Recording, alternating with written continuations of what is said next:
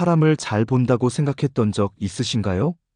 말투가 부드럽고 얼굴이 친절하면 참 괜찮은 사람이구나 생각하게 되죠. 하지만 이상하게 시간이 지날수록 피곤해지고 자꾸만 그 사람을 피하게 됩니다. 왜일까요? 실제로 많은 심리학자들은 말합니다. 사람의 진짜 본성은 웃는 얼굴 속에 숨겨져 있지 않다. 진짜는 아주 작고 사소한 말투, 무심한 표정, 순간적인 반응 속에서 고개를 들이밀곤 하죠. 그렇다면 우리는 어떻게 사람의 본심을 알아볼 수 있을까요? 오늘 영상에서는 절대 가까이 두면 안 되는 사람, 그들의 본심이 드러나는 10가지 장면을 소개해 드릴 겁니다. 들으시면서 혹시 마음속에 떠오르는 사람이 있다면 그 직감을 절대 무시하지 마세요. 혹시라도 이런 경험 있으신가요?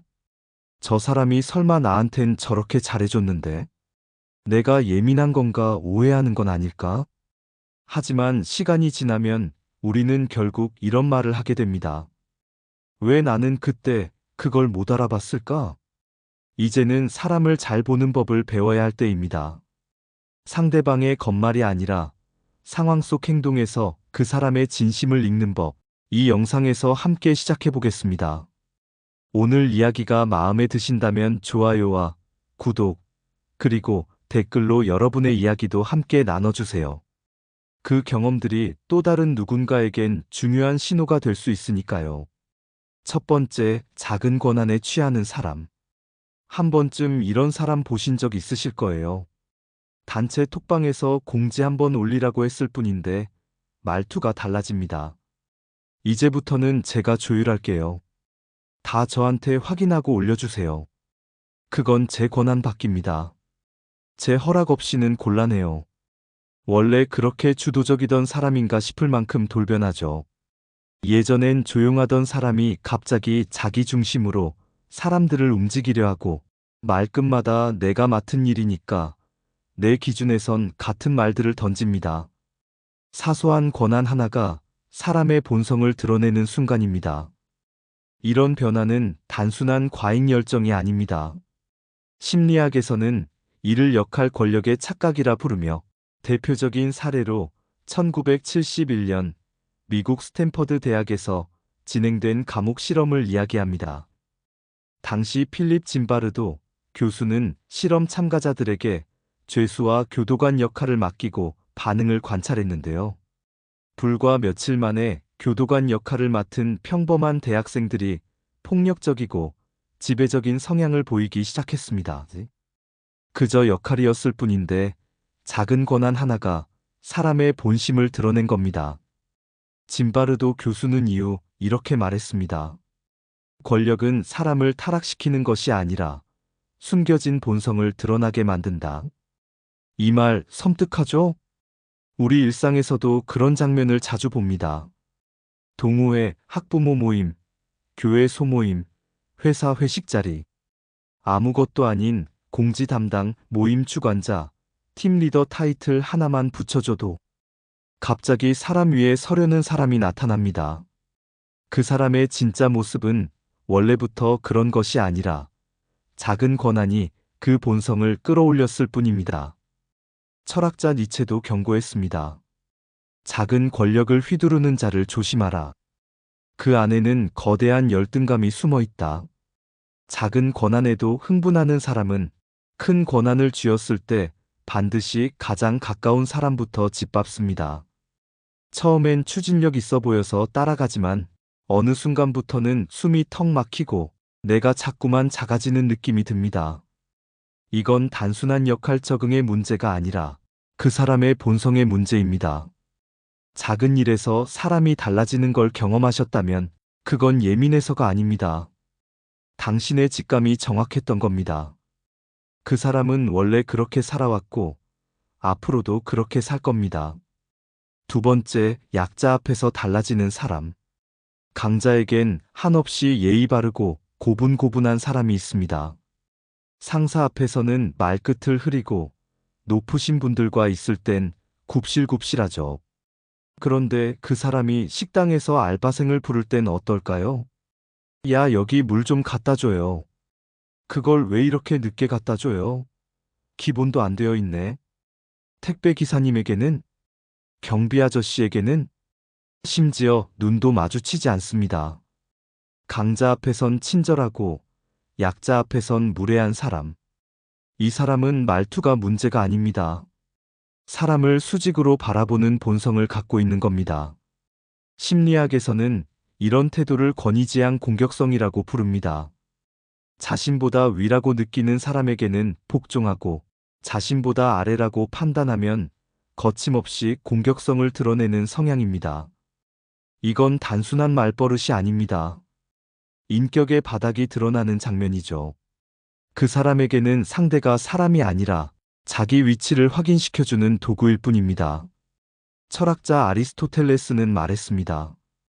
사람의 품격은 힘없는 자를 어떻게 대하느냐에 달려 있다. 겉으로는 멀쩡해 보이고 예의 바르지만 그 사람의 진짜 모습은 자신보다 약하다고 느끼는 이들 앞에서의 태도로 드러납니다. 그리고 이게 정말 중요한 이유가 뭔지 아세요? 언젠가는 나도 그 사람의 아래가 되기 때문입니다.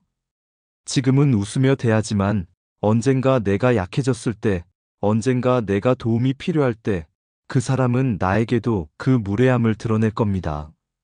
그리고 그 순간 깨닫게 되겠죠. 아, 이 사람은 본래 약한 자를 배려할 줄 모르는 사람이었구나. 이런 사람과 함께 있으면 처음엔 편안할 수도 있습니다. 왜냐하면 나를 위로 올려주는 것처럼 보이기 때문이죠. 하지만 시간이 지날수록 관계는 기울어지고 나는 점점 더 아래로 내려가 있는 나를 발견하게 됩니다. 약자를 존중하지 않는 사람은 결국 위를 바라보며 살 뿐, 옆 사람과는 오래가지 못합니다. 관계는 경쟁이 아니라 공존입니다. 내 옆에 있는 사람의 진짜 성품은 아래를 대하는 방식에서 가장 명확하게 드러납니다. 세 번째, 실수했을 때 핑계부터 대는 사람. 사람은 누구나 실수합니다. 완벽한 사람은 없어요. 하지만 진짜 중요한 건 실수한 다음의 태도입니다. 어떤 사람은 이렇게 말하죠. 죄송합니다. 그 부분은 제가 실수했네요. 제가 제대로 확인하지 못했어요. 다음부터는 더 주의하겠습니다. 이 말 안에는 자기 잘못을 바로 인정하는 책임감이 담겨 있습니다. 자존심은 조금 상해도 양심은 그대로 살아있는 사람이죠. 하지만 어떤 사람은 다릅니다. 아니, 그건 원래 내가 할 일이 아니었어. 그때 바빠서 어쩔 수 없었지. 너도 알잖아. 그런 식으로 얘기하면 나만 나쁜 사람 되는 거잖아. 온갖 탓 시리즈가 줄줄이 나오기 시작합니다. 상황 탓, 남 탓, 타이밍 탓. 결국은 이런 말로 끝나죠. 내가 잘못한 건 없는데? 이런 사람의 특징은 뭘까요? 심리학에서는 이걸 투사라고 부릅니다. 자신의 실수나 단점을 받아들이지 못하고 그 책임을 외부로 떠넘기는 심리적 방어 기제죠. 즉, 내가 잘못한 게 아니라 세상이 이상한 거야. 현실을 왜곡해서라도 자신의 실수를 인정하지 않으려는 태도입니다. 이런 사람 옆에 오래 있으면 어떻게 될까요?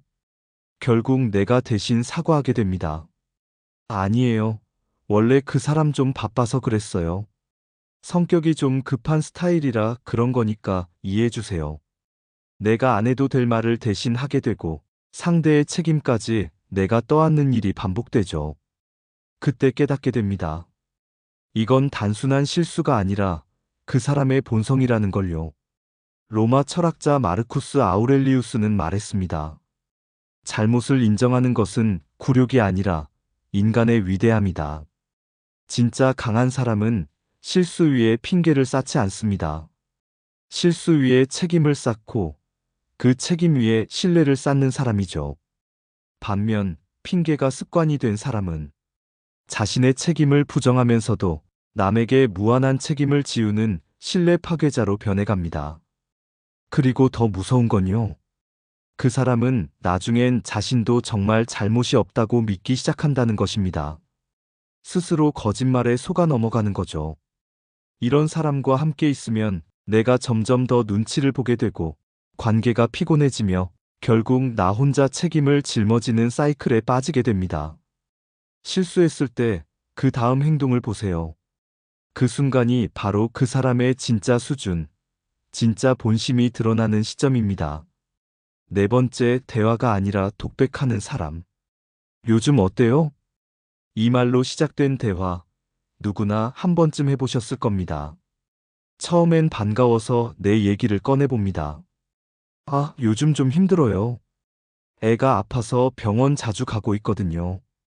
그런데요, 그 다음 순간부터 40분짜리 독백이 시작됩니다. 아, 애가 아파? 우리 애도 작년에 장염 났었잖아.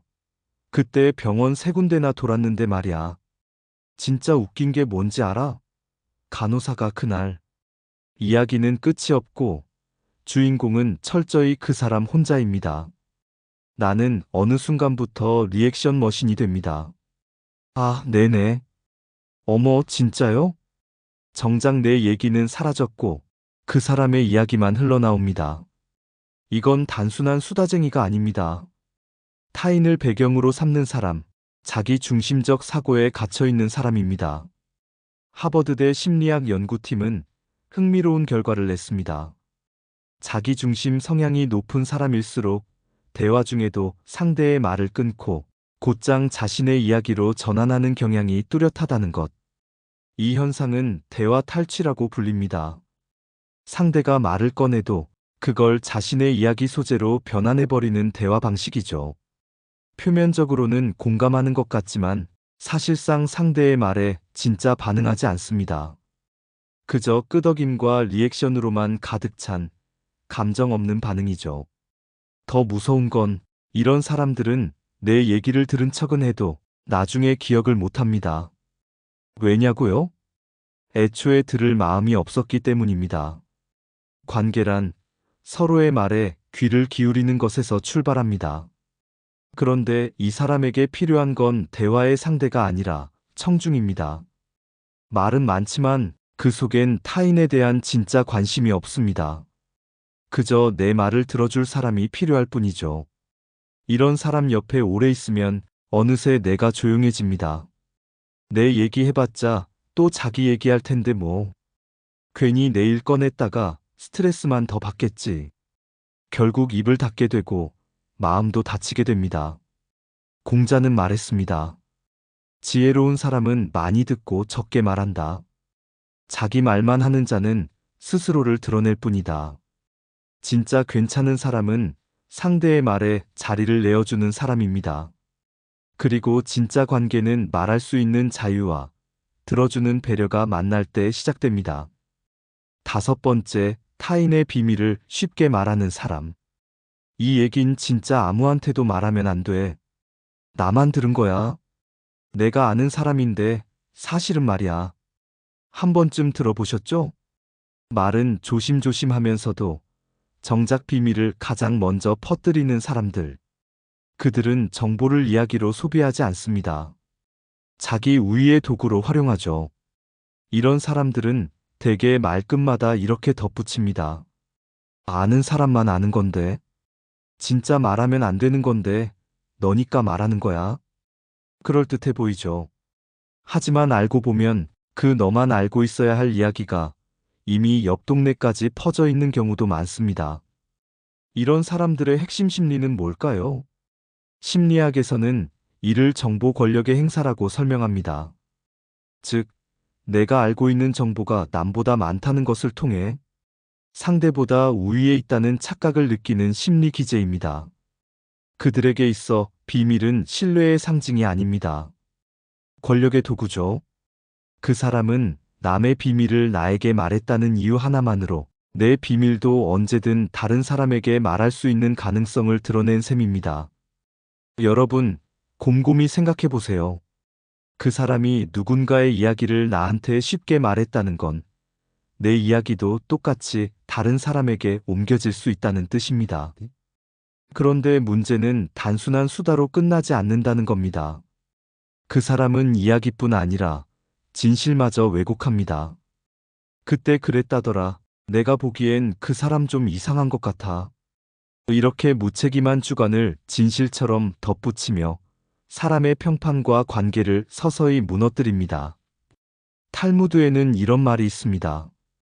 비밀을 쉽게 말하는 자는 진실도 쉽게 왜곡한다. 입이 가벼운 사람은 단순히 말이 많은 것이 아닙니다. 그 사람은 관계의 경계선을 넘나드는 걸 즐기는 사람입니다. 이런 사람 곁에 있으면 내가 자꾸 말을 고르게 됩니다. 이 얘기도 혹시 퍼지는 거 아닐까? 괜히 말했다가 나중에 곤란해질지도 몰라. 그리고 결국엔 진짜 내 마음을 숨기게 되죠.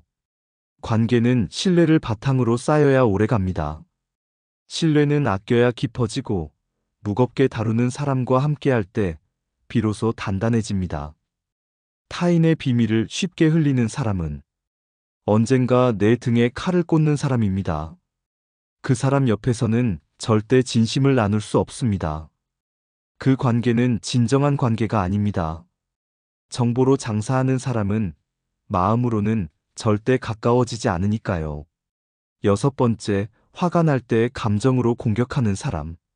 사람은 누구나 화가 납니다. 감정이 있는 존재라면 당연한 일입니다. 하지만 정말 중요한 건 화를 내는 것이 아니라 어떻게 다루는가입니다. 어떤 사람은 화가 나면 물건을 던지고 소리를 지릅니다. 작은 일에도 감정을 못 이겨 분노를 폭발시키죠. 말끝마다 짜증을 실어 사람을 찍어 누르듯 말하고 목소리로, 행동으로, 존재 자체로 타인을 압도하려 합니다. 하지만 그 반대 유형도 있습니다. 아무 말도 하지 않고 침묵으로 상대를 질식시키는 사람들입니다. 차가운 눈빛, 싸늘한 표정, 무시와 외면으로 소리 없는 위협을 가하죠. 어느 쪽이든 공통점은 같습니다. 자기 감정을 조절하지 못한다는 것. 심리학에서는 이걸 미성숙한 감정 조절이라고 말합니다. 감정에 휘둘려서 상대를 공격하거나 또는 존재 자체로 처벌하는 방식으로 분노를 표출하는 상태입니다. 이 두 유형 모두 겉보기엔 완전히 다르지만 결과적으로는 상대에게 깊은 상처를 남긴다는 점에서 동일합니다.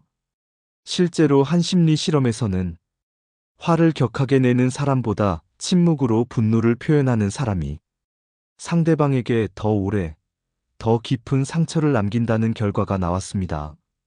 왜일까요? 크게 소리 지르는 분노는 즉각적인 고통을 주지만 침묵의 분노는 죄책감과 불안을 자극하기 때문입니다. 내가 뭘 잘못했지? 왜 아무 말도 안 하지? 상대는 그 침묵 안에서 스스로를 비난하게 됩니다. 플라톤은 말했습니다. 화났을 때 어떤 말을 하는지를 보면 그 사람의 수준을 알 수 있다. 여기서 말은 단어만이 아니라 태도 전체를 의미합니다. 화를 낼 수는 있습니다. 하지만 그 화가 상대를 무너뜨리는 방식이라면 그건 이미 감정이 아니라 폭력입니다. 진짜 괜찮은 사람은 화가 났을 때 그 감정을 먼저 자기 안에서 들여다보고 상대에게 해가 가지 않도록 조절할 줄 아는 사람입니다. 그 사람은 말합니다. 지금은 내가 좀 예민한 상태야. 잠깐만 시간을 줘. 이건 기분 나빴다는 의미가 아니야. 그냥 내 감정이 좀 흔들리는 중이야. 그런 태도는 관계를 해치지 않고 오히려 신뢰를 쌓습니다. 하지만 감정에 휘둘리는 사람은 그 순간만을 살고 그 다음을 책임지지 않습니다. 결국 그 관계는 반복되는 감정 폭발과 무시 속에서 조용히 그러나 확실하게 망가집니다. 누구나 화를 낼 수 있습니다. 하지만 화낼 줄 아는 사람보다 화 다룰 줄 아는 사람이 진짜 어른입니다. 7번째, 거절 한 번에 돌변하는 사람. 정말 고마운 사람이야. 이렇게까지 챙겨주는 사람이 또 있을까? 처음엔 정말 따뜻한 사람인 줄 알았습니다. 늘 친절하고 다정하고 정이 많아 보이던 그 사람. 그런데 어느 날 아주 작은 부탁 하나를 거절했습니다. 이번에는 좀 힘들 것 같아요. 미안해요. 그 말을 한순간 그 사람의 태도가 확 달라졌습니다. 표정이 싸늘해지고 말투가 뚝 끊깁니다. 아, 그래. 알겠어. 겉으론 괜찮다고 말하지만 연락이 뜸해지고 분위기가 미묘하게 바뀌기 시작합니다. 이 사람 왜 이러는 걸까요? 사실은 처음부터 호의로 다가온 게 아니었던 겁니다. 그 호의 뒤에는 나도 너한테 뭔가 받을 자격이 있다는 은밀한 계산이 숨어 있었던 거죠. 심리학에서는 이런 관계를 조건적 호의라고 부릅니다. 겉으로는 다정하고 이타적인 척하지만 실제로는 철저히 자기 이익을 바탕으로 관계를 설계하는 사람들입니다. 내가 저 사람한테 이만큼 했으니까 저 사람도 내 부탁은 들어줘야 해. 이 사고방식이 관계의 기반이 되어 있죠. 그래서 단 한 번의 거절만으로도 관계가 급속도로 냉각됩니다. 그들은 말합니다. 됐어. 너 바쁘다며. 내가 알아서 하지 뭐. 하지만 그 말 속에는 명백한 비난이 담겨 있습니다. 그 순간 우리는 깨닫습니다. 이 관계는 감정이 아니라 거래였다는 걸요. 그 사람은 내게 정을 준 게 아니라 정의 형태를 한 투자를 했고 그 투자에 대한 수익이 없으면 바로 관계를 청산해버리는 겁니다. 미국의 심리학자 존 바위는 실험을 통해 한 번의 거절만으로도 사람들은 상대를 이기적이고 믿을 수 없는 사람으로 판단하며 관계를 단절하려는 경향을 보인다고 밝혔습니다. 더 충격적인 건 그 전까지 베풀었던 호의조차 그때도 억지로 한 거였어. 내가 참았던 거지 진심이 아니었어. 이렇게 깎아내리는 경향이 있다는 겁니다. 이게 바로 조건적 친절의 실체입니다. 이런 사람과 함께 있으면 늘 불안해집니다.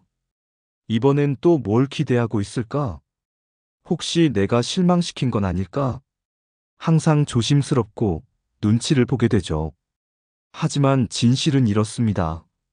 우리는 그 사람을 실망시킨 게 아닙니다. 그 사람이 기대한 이익을 주지 못한 것뿐입니다. 프랑스 철학자 장폴 사르트르는 말했습니다. 진짜 인간관계는 상대를 수단이 아니라 목적으로 대할 때만 가능하다. 거절 하나에 돌변하는 사람은 처음부터 나를 목적이 아니라 수단으로 여겼던 겁니다. 진짜 마음이 있는 사람은 거절당해도 관계를 함부로 내치지 않습니다. 왜냐하면 그 관계 자체가 소중하기 때문입니다. 하지만 거절을 감정의 배신처럼 여기는 사람은 애초에 감정이 아닌 조건으로 관계를 맺었던 사람입니다. 8번째, 남되는 걸 못 견디는 사람. 와, 너 진짜 대단하다. 축하해. 네가 잘 돼서 나도 기뻐. 이렇게 말해주지만 이상하게 그 말에 진심이 안 느껴질 때 있지 않으셨나요? 말은 웃고 있는데 눈은 웃지 않고 입꼬리는 올라갔는데 눈빛에 미세한 흔들림이 보입니다. 그리고 꼭 한마디를 덧붙이죠. 근데 그거 오래가긴 힘들걸? 그쪽 분야는 사실 운도 좀 따라줘야 되는 거잖아. 요즘은 다들 그 정도는 하지 않아? 분명 축하를 받고 있는데 이상하게 마음 한켠이 찝찝해집니다. 왜일까요? 이 사람은 남을 진심으로 축하하지 못합니다. 남 잘 되는 걸 견디지 못하는 본성, 그게 드러난 거죠. 심리학에서는 이를 사회적 비교 성향이라 부릅니다. 사람은 누구나 자신을 비교하며 살아가지만 자기 확신이 낮고 내면이 불안정한 사람일수록 타인의 성공에 더 큰 위협을 느낍니다. 즉, 제가 잘 됐다는 건 곧 내가 뒤처졌다는 뜻이야. 이런 사고방식이 자리 잡고 있는 겁니다. 심리학자 레온 페스팅거는 사회비교 이론을 통해 사람이 자신의 가치를 판단할 때 절대적인 기준이 아니라 주변 사람과의 상대적 비교를 기준으로 한다고 말했습니다. 특히 자존감이 낮은 사람일수록 타인의 성공을 자기 초라함을 증명하는 일처럼 느낀다는 결과를 보여줬죠. 그래서 그들은 남의 성취를 순수하게 인정하지 못합니다. 감탄보다는 평가, 축하보다는 분석, 공감보다는 견제가 먼저 나옵니다. 그런 건 요즘 누구나 할 수 있어. 좋긴 한데 오래가지는 못할걸? 이런 말들 속엔 나는 지금도 네 위에 있어 라는 메시지가 숨어 있습니다. 철학자 쇼펜하우어는 말했습니다. 질투는 인간 본성 중 가장 솔직한 악이다. 그 어떤 감정보다 숨기기 어렵고 그 어떤 감정보다 빠르게 관계를 갉아먹습니다. 이런 사람 옆에 있으면 어떤 일이 벌어질까요? 기쁜 일이 생겨도 말하지 않게 됩니다. 이 얘기 꺼냈다가 또 평가당하겠지. 괜히 자랑한다고 생각하진 않을까? 내가 잘 되는 순간조차 조심하게 되는 관계. 그건 더 이상 정상적인 관계가 아닙니다. 진짜 괜찮은 사람은 나보다 잘 된 사람.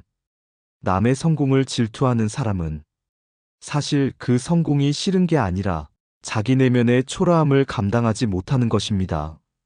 질투는 타인을 향한 감정 같지만 사실은 자기 자신에게 화내고 있는 감정입니다.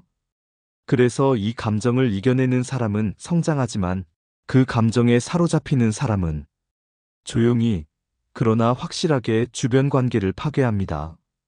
9번째, 주는 척하면서 철저히 계산하는 사람. 이건 그냥 마음이에요.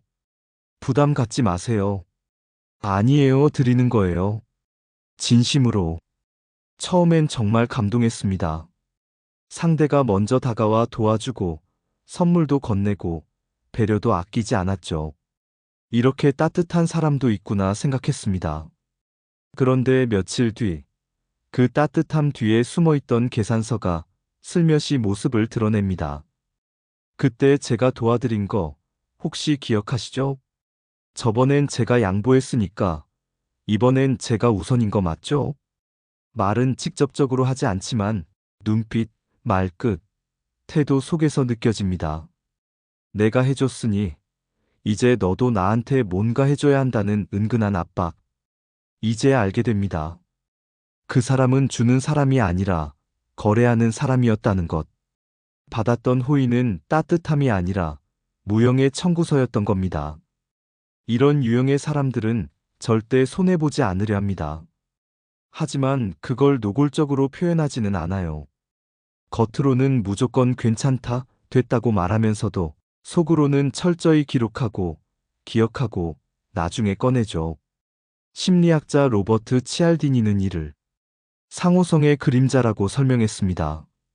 그는 실험을 통해 밝혔습니다.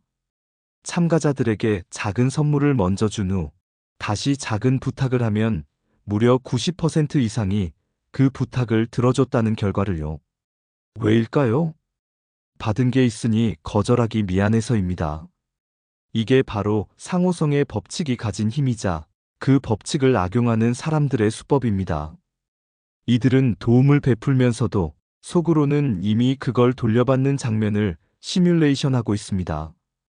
이 정도 해줬으면 저 사람도 당연히 나중에 이렇게 해주겠지. 그 기대가 무너지는 순간 실망은 분노로 바뀌고 관계는 삐걱이기 시작합니다. 내가 그때 그렇게 도와줬는데 진짜 너무한 거 아니야? 이럴 줄 알았으면 안 해주는 거였는데. 그 말 안에는 나는 베풀었던 게 아니라 투자했다는 냉정한 본심이 담겨 있습니다. 공자는 말했습니다. 주는 것은 깨끗해야 하며 돌려받기를 기대하지 말아야 한다. 진짜 호의는 기억조차 하지 않는 선물이어야 합니다. 그걸 받은 사람이 오래도록 기억하게 되는 게 진정한 인간관계의 따뜻함이죠. 하지만 이런 사람과 함께 있으면 도움을 받을 때마다 불편해집니다. 고맙긴 한데 나중에 이것 때문에 또 뭔가 요구하지 않을까? 괜히 받았다가 빚지는 기분이 드네. 그래서 결국 도움이 필요해도 그 사람에게는 손이 안 갑니다. 관계는 점점 멀어지고 신뢰는 사라지고 조심스러움만 남게 되죠. 주는 척하지만 철저히 계산하는 사람. 그 사람은 친절이라는 포장지 속에 정확하게 작동하는 계산기를 숨기고 있는 사람입니다. 마지막, 사람을 쉽게 판단하고 단정 짓는 사람. 쟤는 원래 그런 애야. 그 사람? 성격이 좀 별로더라. 딱 보면 몰라. 뭔가 이상하잖아. 이런 말 들어보신 적 있으시죠? 아니면 혹시 모임이나 대화 중에 누군가가 다른 사람을 단정 짓는 말을 습관처럼 던지는 걸 목격하셨을 수도 있습니다. 그런 사람과 대화를 나누다 보면 이상하게 마음이 무거워지고 불안해집니다. 왜냐고요? 언젠가 그 사람이 나도 그렇게 판단할 수 있다는 생각이 들기 때문입니다. 이런 사람들은 대화를 하는 게 아닙니다. 항상 재판을 엽니다. 누군가를 평가하고 단정하고 결론을 내립니다. 상대의 입장을 듣지도 않았는데 이미 머릿속에는 그 사람에 대한 평가표가 완성되어 있죠. 심리학에서는 이러한 행동을 투사와 통제 욕구에서 비롯된다고 설명합니다. 자신의 불안이나 결핍을 인정하지 않기 위해 다른 사람의 단점을 찾아내고 자기보다 못한 존재로 만들어야 안심하는 심리 기제입니다. 쟤도 문제가 있으니까 나도 괜찮은 거야. 이렇게 자기 합리화를 반복하죠. 하지만 그 과정에서 희생되는 건 타인의 존엄과 관계의 신뢰입니다. 이런 사람은 항상 내가 나보다 못한 사람들과 있다는 착각 속에 살고 그 우위감이 무너지면 관계를 끊거나 공격적으로 변합니다. 철학자 에픽테토스는 말했습니다. 타인을 판단하기 전에 당신의 영혼을 먼저 바라보라. 사람을 쉽게 평가하는 사람은 사실 자기 자신을 마주할 용기가 없는 사람입니다. 그래서 남의 인생을 자기 마음대로 해석하려 들죠. 이런 사람 곁에 있으면 나도 모르게 조심하게 됩니다. 내 말투 이상하게 들리진 않았을까? 저 사람이 지금 나도 판단하고 있는 건 아닐까? 점점 입을 닫게 되고 마음도 숨기게 됩니다. 결국 그 관계 안에서는 내가 진짜 나일 수 없게 되는 거예요. 진짜 괜찮은 사람은 상대를 판단하려 하기보다 이해하려고 합니다.